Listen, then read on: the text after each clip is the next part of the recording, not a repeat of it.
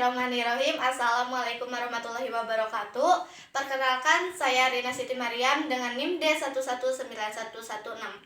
Di sini saya dari Politeknik TDC mengambil Teknik Informatika. Oke, langsung saja. Di sini saya akan membacakan materi tentang negara hukum dan HAM, lemahnya hukum ITE. Langsung saja.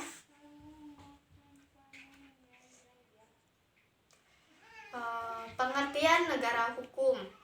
Hukum adalah seperangkat asas dan kaidah yang mengatur kehidupan manusia dalam masyarakat dan meliputi juga lembaga dan proses yang mewujudkan berlakunya kaidah tersebut dalam kenyataan. Negara hukum adalah penerjemahan dari Rechtsstaat atau the rule of law yang bersumber dari pengalaman demokrasi konstitusi di Eropa pada abad ke-19 dan ke-20. Negara hukum adalah negara yang menegakkan supremasi hukum untuk menciptakan keadilan. Oke, di sini ada ciri-ciri negara hukum. Yang pertama, adanya perlindungan terhadap hak asasi manusia, dan yang kedua adalah kekuasaan kehakiman atau peradilan yang merdeka. Terus di sini juga ada poin 3 prinsip dasar dari negara hukum. Yang pertama adalah supremasi hukum, yang kedua penegakan hukum dengan cara yang tidak bertentangan dengan hukum, yang ketiga kesetaraan di dalam hukum. Oke, lanjut.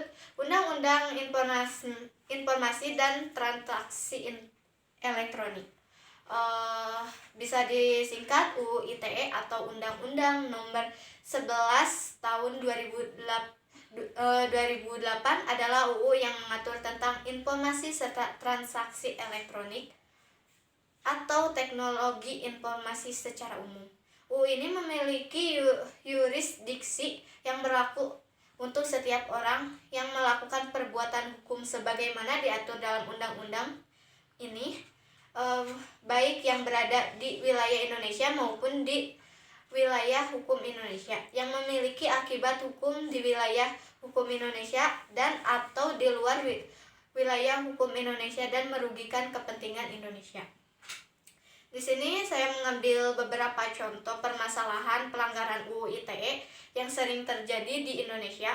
Yang pertama di sini adalah pelanggaran hak cipta pasal 34 UU ITE tahun 2008.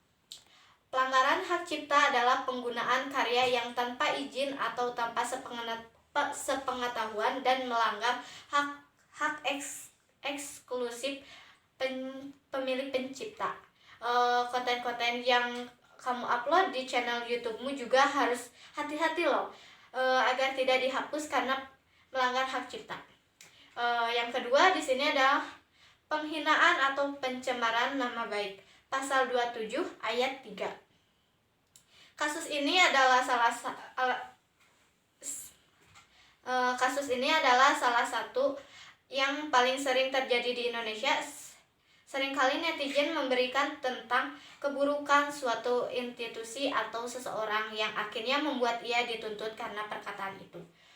Salah satu tersangka yang masih diproses sekarang atas kasus ini adalah figuran publik kondang yang merupakan seorang musisi.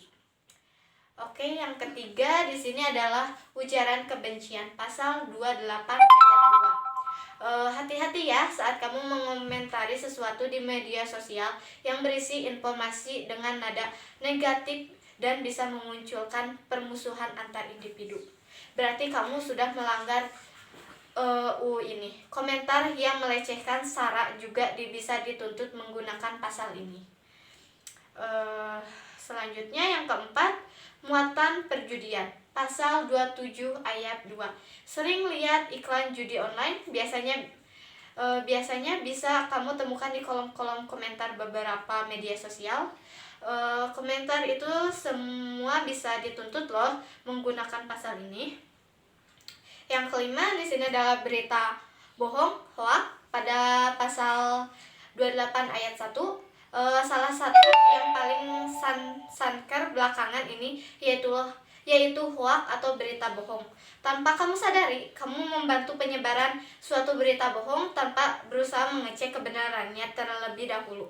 kamu bisa dijerat dengan pasal ini. Tidak main-main, konsekuensinya bisa dituntut penjara maksimal 6 tahun dan denda maksimal 1 miliar.